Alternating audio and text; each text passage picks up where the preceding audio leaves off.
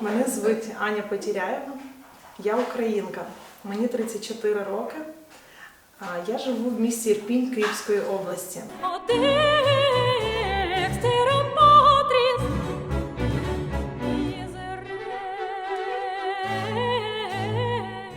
Я маю сім'ю, чоловіка, 2 синочків, Нестору 9 років і Оресту 2 роки. До 24 лютого 2002 року наше життя було абсолютно щасливим, наповненим спілкуванням з друзями, з сім'єю. Ми працювали, ростили своїх діток. І 24 лютого о 6:30 ранку телефонний дзвінок нашої сестри поділив наше життя на до і після. Вона повідомила, що в нашій країні почалася війна. За декілька місяців до війни було вже досить тривожно, було багато повідомлень і новин про можливий початок війни, але ми відкидали від себе ці думки, тому що складно уявити, що у 21 столітті у центрі Європи, у розвиненій Україні можлива повномасштабна війна.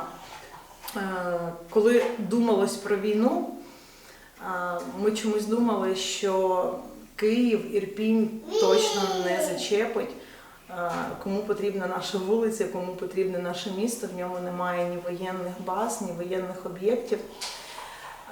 Проте вже в перший день, в перший ранок над нами активно літали винищувачі, адже ми живемо недалеко від аеропорту Гостомель. Аеропорт Гостомель того ранку активно бомбили. На вулицях були величезні пробки, неможливо було заправитись, і мій чоловік витратив 2 години для того, аби залити пальне в автомобіль. Тому що ми розуміли, що автомобіль стане нашим єдиним шляхом до спасіння. Проте того ранку ми не знали, що робити, і в нас було 2 сценарії. Ми хотіли залишатись, підготували для себе воду, їжу, зарядили мобільні телефони, а з іншої сторони почали упаковувати найнеобхідніші речі у валізи. До після обіду ситуація накалялась, Гостомельський аеропорт вже горів. В нас з подвір'я було видно велику чорну хмару. Це горіли літаки, вертольоти. І повітря, воно було наповнене таким запахом керосину чи авіатоплива. І коли мій старший син Нестор вибіг на вулиці, над ним пролетіло багато винищувачів з величезним гулом, я вибігла з дому і почала кричати: «Нестор, пригнись, втікай додому». З того моменту ми перестали виходити на вулицю, але зрозуміли, що потрібно їхати. Зателефонували наші друзі, повідомили, що вони також збираються виїжджати. І ми вже знали, що всі траси з міста Ірпінь, всі траси з міста Київ, вони переповнені. Тому ми швидко зібрались, просто покидали всі речі, які можна, які знадобляться на перші кілька днів, тому що були морози і нам потрібен був зимовий одяг. Ми позакидали все в валізи. Батьки мого чоловіка, які живуть поряд, не захотіли їхати. І, в принципі, ми тут більше думали про безпеку дітей, і ніхто не міг подумати, що вже вночі, вранці небезпека абсолютно повністю прийде у наше місто. Ми виїхали з Ірпеня ближче до 5-ї вечора, виїжджали через села, через ліс і до нашої фінальної точки в Західній Україні, в місті Хотин, ми їхали майже 20 годин. Ледве знайшли по дорозі бензин, ледве знайшли якісь заправки.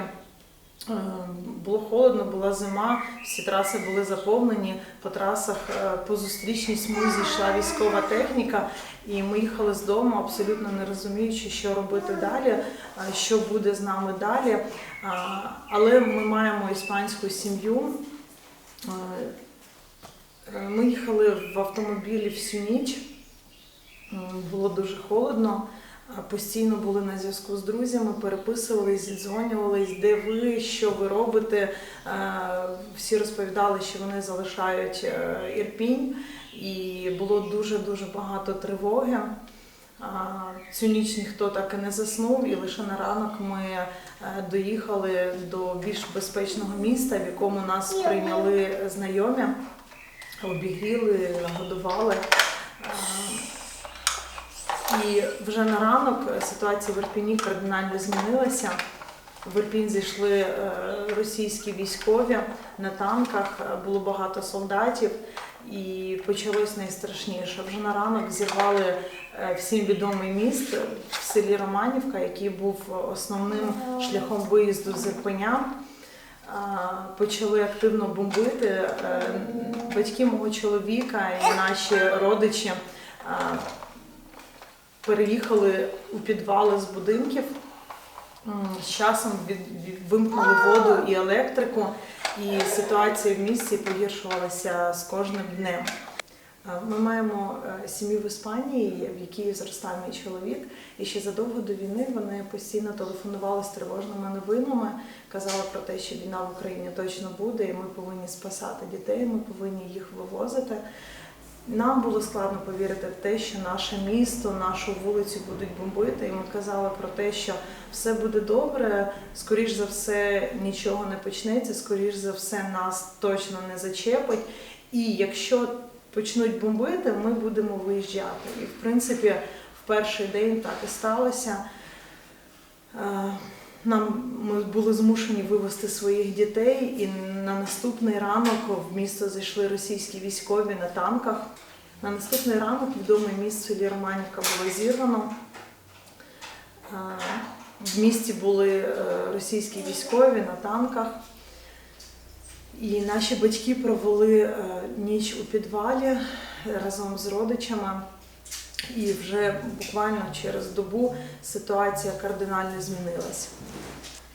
В перший ранок ми не змогли виїхати з країни і ще декілька днів залишались в Україні, але ситуація максимально накалялась. Батьки майже не виходили з підвалу, всі наші друзі чи знайомі, які залишились в Ірпені, вони евакуювалися в Ірпінській біблійній церкві, вони чекали евакуації. За декілька днів найтяжчим рішенням було, яке ми прийняли, це те, що ми повинні роз'їхатися з чоловіком, я повинна вести дітей з України, і він повинен залишитись. Це було найважче рішення, напевно, яке ми прийняли. Я виїхала з дітьми через кордон в Молдові, їхала в Румунію. Я виїхала нашим автомобілем, але я не дуже хороша водійка і дуже переживала, як я справлюсь з двома дітьми, як я справлюся з дорогою, з мапами, і це дуже тривожило. Але так ставалося, що на кожному відрізку шляху траплялись люди, які або показували шлях, або які допомагали. На кордонах вже було багато волонтерів, які давали їжу, давали воду, давали дітям молоко. В той час мій чоловік повернувся в Ірпінь, і він почав разом з друзями вивозити інших людей. Тому що в місті залишилось десятки тисяч людей, які не могли залишити місто. В них не було жодних шляхів для виїзду, не було організованої евакуації з міста. І першу евакуацію почали звичайні хлопці,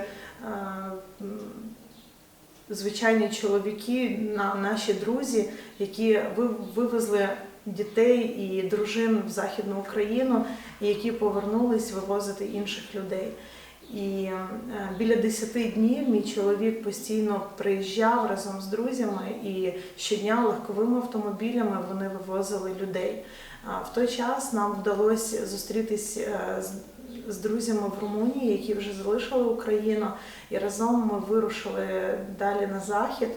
В місті Клуж-Напока до нас прилетів Хосе, це іспанський тато мого чоловіка. І тоді нам було вже легше подорожувати разом. Нас прийняла дуже чудова сім'я Віктора та Доротеї в Клуж-Напока, в якій ми могли перепочити кілька днів і відійти від стресу. І після того ми вже разом з Хосе переїхали, загалом ми переїхали через 9 країн для того, щоб доїхати до Іспанії, до міста Валенсія.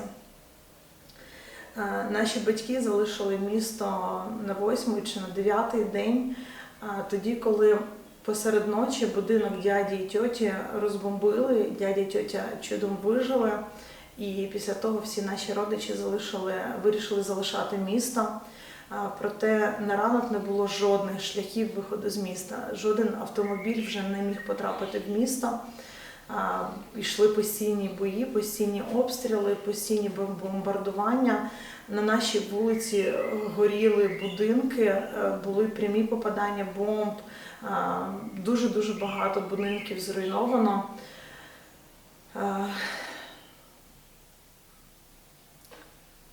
Вулиці просто горіли, місто просто горіло, і кожного дня було все складніше і складніше.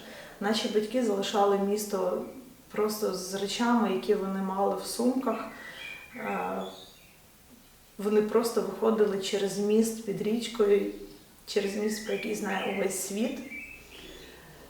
І це був останній день такої більш-менш спокійної евакуації з міста, тому що вже наступний день сам міст і місце евакуації почали бомбардувати.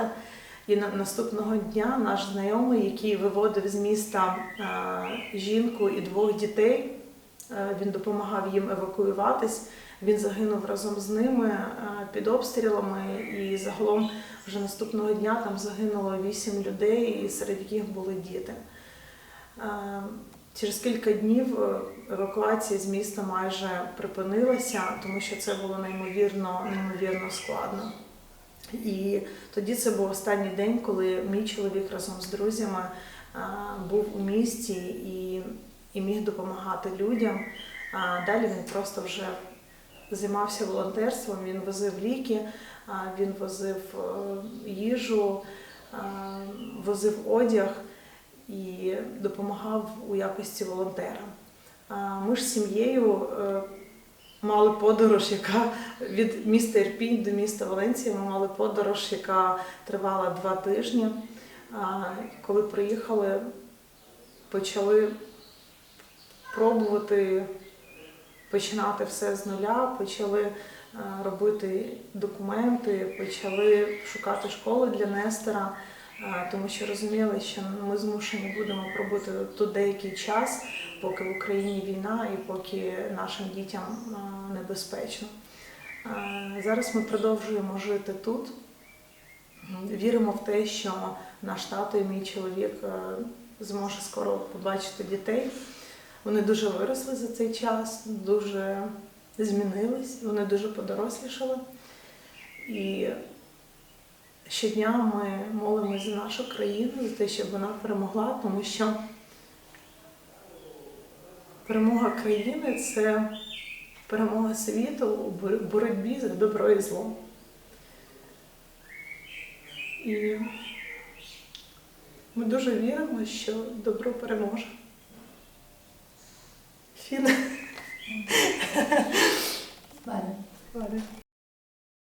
Для мене дуже важливо розповісти свою історію, і я хочу, аби якомога більше українок і українців розповіли свої історії.